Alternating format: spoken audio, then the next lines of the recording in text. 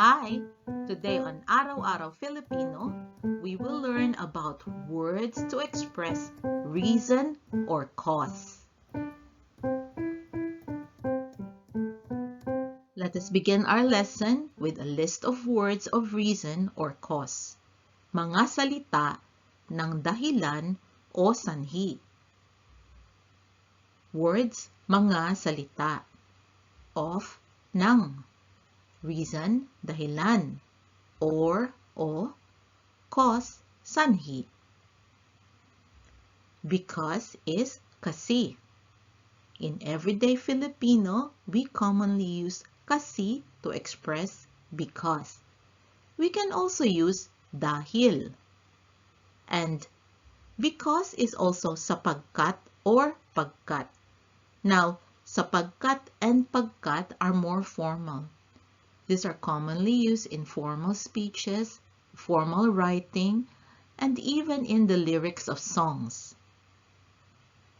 And last word, being that, palibhasa. Let us look at example sentences using those words.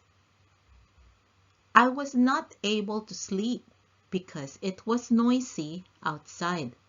Hindi ako nakatulog kasi maingay sa labas. Ako. Was able to sleep is nakatulog. And not is hindi. So, to say was not able to sleep, hindi nakatulog. And the reason is because, kasi, it was noisy, maingay, outside, sa labas. The neighbors were loud because they had a party. Maingay ang mga kapitbahay dahil nagparty sila. The, ang, neighbors, mga kapitbahay. Were loud, maingay. Because, dahil, they, sila, had a party, nagparty. Here is another set of example sentences.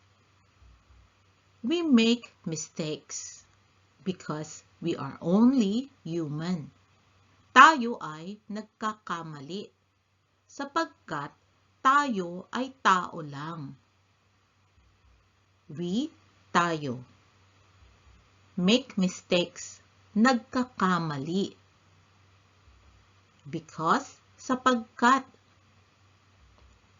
We, tayo. Are, ay. Only, lang. Human, tao. We make mistakes because we are only human. So here is the less formal way of saying that. Nagkakamali tayo kasi tao lang tayo. So, because in this sentence is kasi. Here are some more sentences. Because he is wealthy, he does not need to work. Palibhasa, mayaman siya, hindi niya kailangang magtrabaho. In the Filipino sentence, palibhasa is actually more like being that. Being in that situation. Being in that condition. And what is that condition? He is wealthy.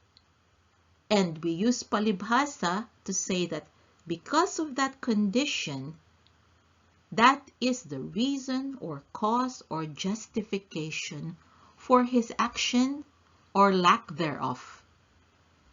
So, because or being that is palibhasa. He is siya. Wealthy, mayaman. he, niya. Does not, hindi, need, kailangan, to work, magtrabaho. Here is another one. And because he is still young, he does not worry about anything. At dahil bata pa siya, hindi siya nag-aalala tungkol sa kahit ano. And at. Because, dahil. Still pa. Young, bata. Worry, nag-aalala. About, tungkol sa. And anything is kahit ano. It is also valid to say, at palibhasa, bata pa siya, hindi siya nag-aalala tungkol sa kahit ano. Let us look at some more sentences. Because she is kind, she does not hesitate to help. Palibhasa, mabait siya, hindi siya nag-aalinlangan na tumulong. So, because, again, we are saying being that, palibhasa. She, siya. Kind, mabait. Does not, hindi. Hesitate, nag-aalinlangan. To help, tumulong. She can help now because she has a good job already. Nakakatulong na siya, palibhasa, may maayos na trabaho na siya. Can help, nakakatulong. Now, na. Again, we used because or being that as palibhasa. Has, may, good, maayos, job, trabaho, and already is also na. Let us learn some more words of reason or cause, mga salita ng dahilan o sanhi. This time, let us look at short phrases. Because of, dahil sa. We do not say kasi sa. We always use dahil sa to say because of. Caused by, sanhi ng. As a result of, bunga ng.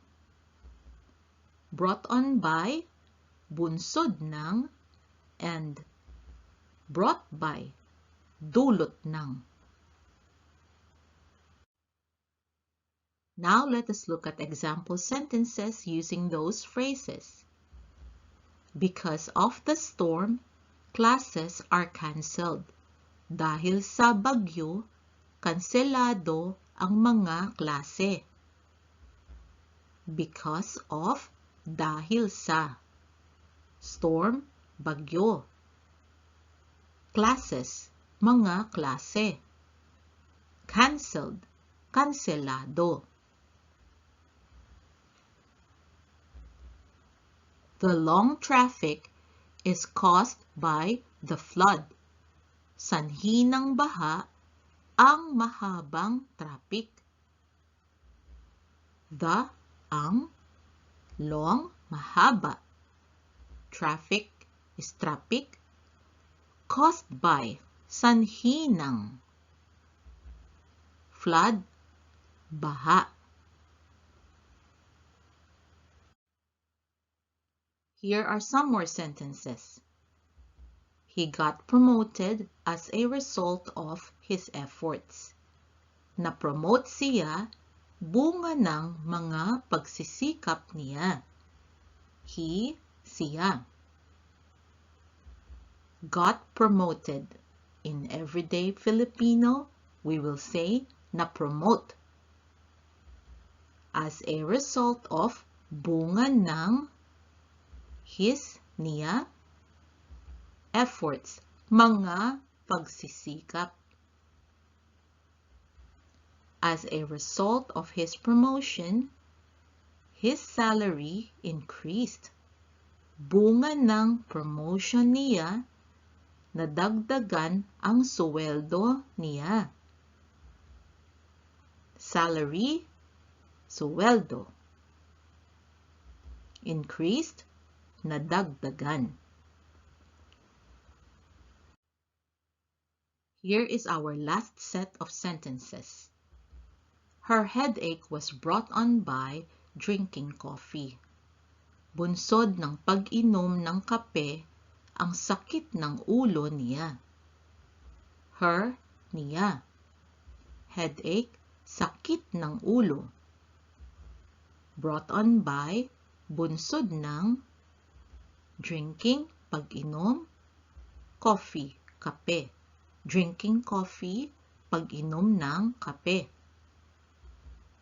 It could also be brought by sudden changes in temperature in the office.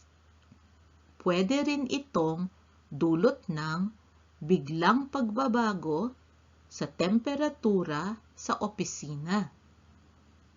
Ito. Could be, pwede. Also, rin. Brought by, dulot ng.